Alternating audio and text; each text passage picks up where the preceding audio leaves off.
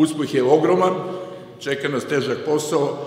Prva godina je u Superligi, to je najteža godina, znači najteža, to svi znamo, gde moramo da se borimo da opstanemo, posle već, da kažem, malo lakša i drugčija situacija.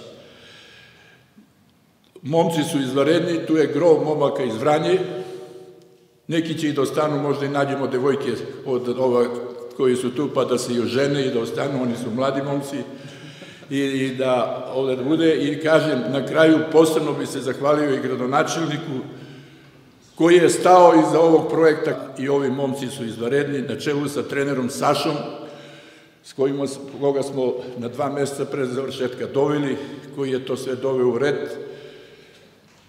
Pomagao mu je Vlajko Pavlović kao stručni štab, tu je i Daksa koji je u 44 godine morao da igra, da se skine, da daje podršku, a ovo su sve momci od 20 i sledeći je moj sin, 28 godina, ovo su sve dole srednjoškolci i ovde. Mislim da je to bogatstvo i budućnost rukometa i da nastavimo tako.